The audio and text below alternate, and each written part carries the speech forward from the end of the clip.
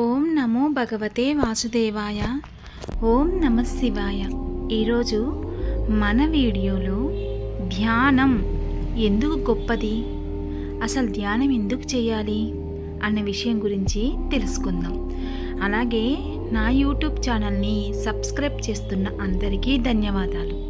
ఎవరైనా సబ్స్క్రైబ్ చేసుకోకపోతే తప్పకుండా సబ్స్క్రైబ్ చేసుకోండి. పక్కనే ఉన్న బెల్ ఐకాన్ని క్లిక్ చేయండి. ధ్యానం ఎందుకు గొప్పది అంటే ఈరోజు ఆ విషయం గురించి తెలుసుకుందాం.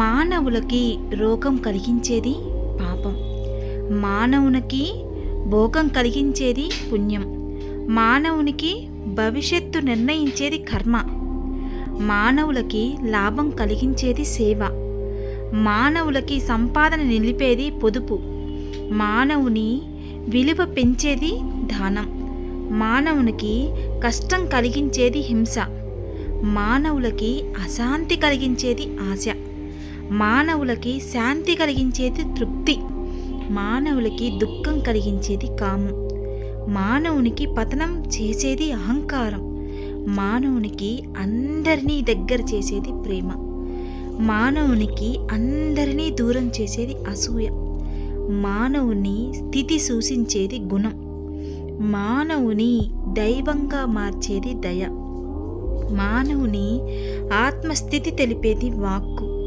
మానవుని విజయం చేకూర్చేది ధర్మం, మానవుని గొప్పవాడిగా చేసేది జ్ఞానం, మానవునకు ముక్తినిచ్చేది సత్యం, మానవునికి అన్ని రకాలుగా సంస్కరించేదే ధ్యానం.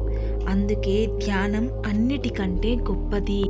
ధ్యానం వలన ఆరోగ్య సమస్యలు తీరుతాయి, ధ్యానం వలన మేధాశక్తి పెరుగుతుంది, ధ్యానం వలన ఏకాగ్రత కుదురుతుంది, ధ్యానం వలన సమస్తము తెలుసుకుంటాము.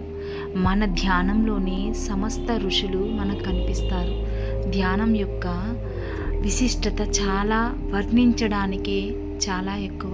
అప్పుడు ఋషులు, యోగులు, మహర్షులు, తపస్సులు అందరూ కూడా ధ్యాన మార్గాన్ని చేసి భగవంతుణ్ణి సాక్షాత్కారం పొందారు. అలాగే మన హృదయంలోనే భగవంతుడున్నాడని నమ్మి మనము ధ్యానం చేయడం వలన భగవంతుడి సాక్షాత్కారము దొరుకుతుంది.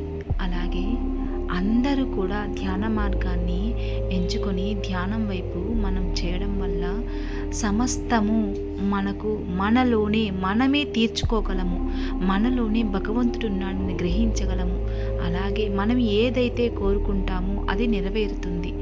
ఒక్కసారి ప్రతి ఒక్కరూ ధ్యానం వైపు అడుగులు వేయండి. ఈ వీడియో మీకు నచ్చినట్లయితే తప్పకుండా సబ్స్క్రైబ్ చేయండి, షేర్ చేయండి, కామెంట్ పెట్టండి. సర్వేజన సుఖినో భవంతు.